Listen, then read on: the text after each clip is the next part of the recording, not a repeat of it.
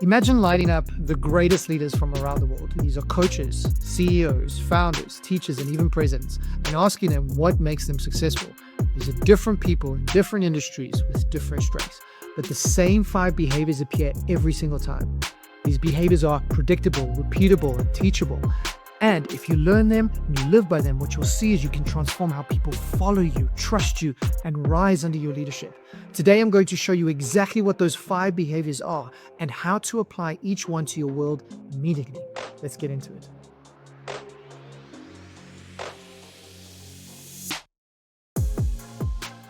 Hey, I'm Dimitri, Stathoulis, counselor, coach, speaker, and leadership specialist. And for the past few years, I've had the privilege of helping leaders, schools, clients, and businesses transform confusion into clarity, chaos into structure, and frustration into real cultural change. And this is what I've learned.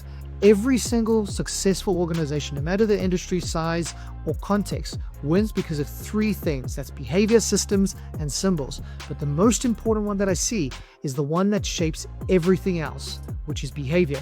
Systems differ, symbols differ, but the behaviors of great leaders are the same everywhere that success exists. So let's break down the 5 behaviors every effective leader models and that you can start today. The first behavior, every great leader models the behavior they want to see. This first behavior is the foundation of all types of leadership. People do what people see. You cannot demand excellence if you don't model excellence. You cannot preach accountability if you avoid accountability. You cannot expect respect if your own behavior is dismissive, inconsistent, or even emotionally reactive. Your team is not looking at your instructions. They're looking at your habits. Great leaders walk first, they go first, they model the standard before they ever expect it from anyone else. Because the ultimate truth is your behavior sets the culture long before your words do. If you want your team to be on time, be prepared, be respectful, own their work, show initiative, stay calm under pressure, then you must model those behaviors relentlessly. Leadership does not start with telling people what to do. Leadership starts with becoming the example people want to follow. The second behavior is one of the most underestimated. Great leaders communicate clearly. And the great thing about communication, you can learn to communicate effectively. I remember when I was in grade 10, I had to stand up in front of the entire school and present a prayer during Mass. And within the first few lines, I got so nervous that I began to shake. Tears filled my eyes to the point where I couldn't see. So I just stopped and walked back to my seat and sat down. I was terrified of doing another presentation. But to counter this, I had to present a speech in matric, and I spent so long learning and rehearsing that speech because I wasn't going to let that happen again, right?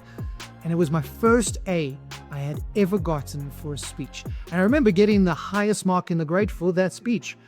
And the more I spoke in front of people, my speaking skills, my confidence got better and better.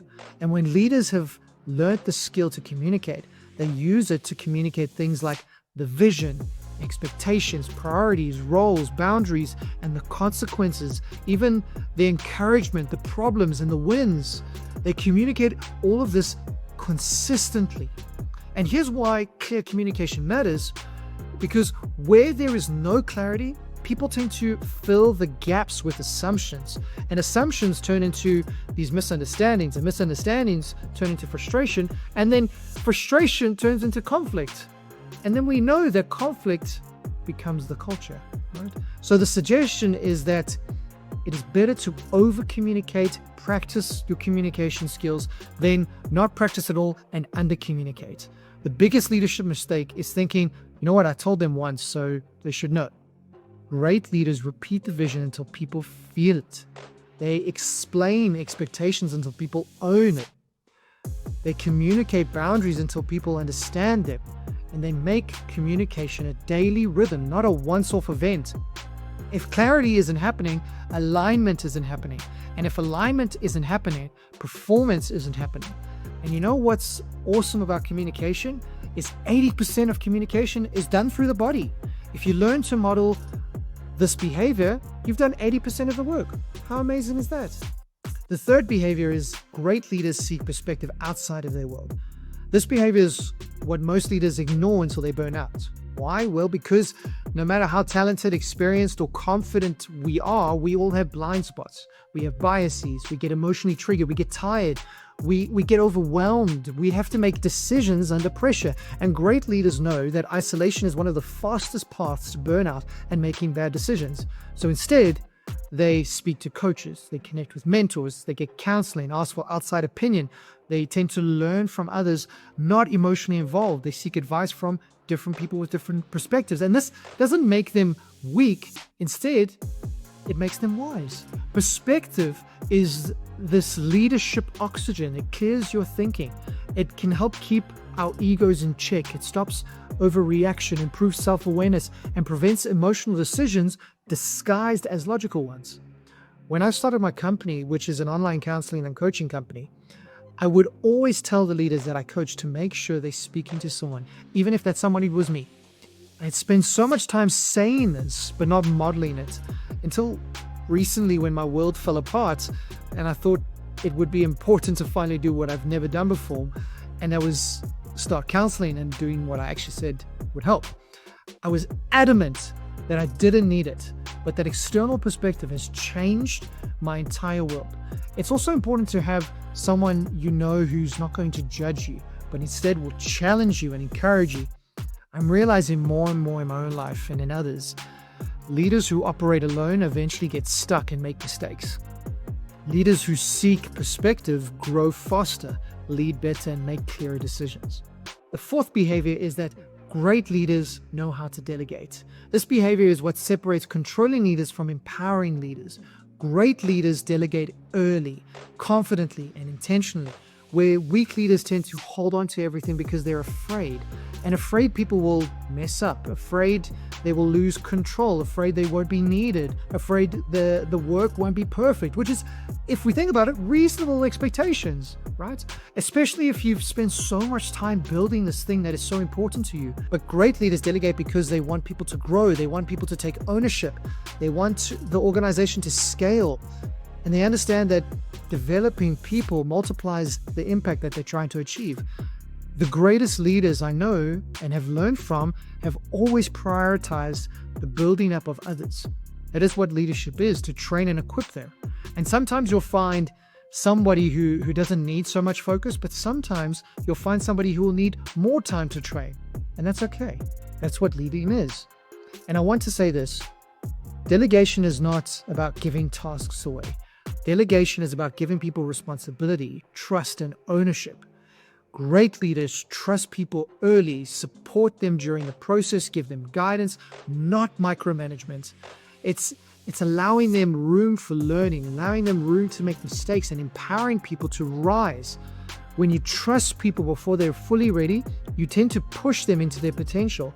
When you micromanage, you suffocate that behavior.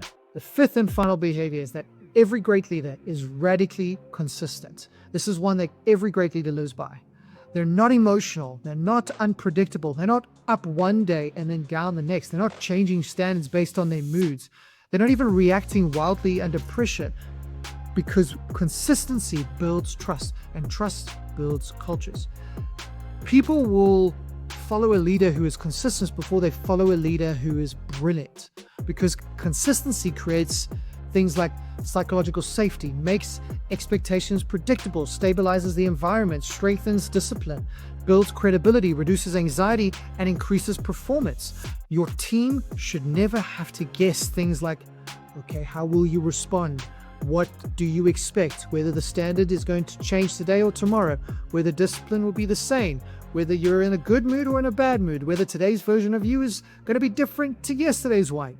Great leaders are stable. They're predictable in their behavior. They show up in the same way with the same standards, the same expectations, and the same emotional posture. Consistency is one of the highest forms of leadership maturity. So let's recap. The 5 behaviors that every effective leader models. They model behavior they want to see. They communicate with clarity.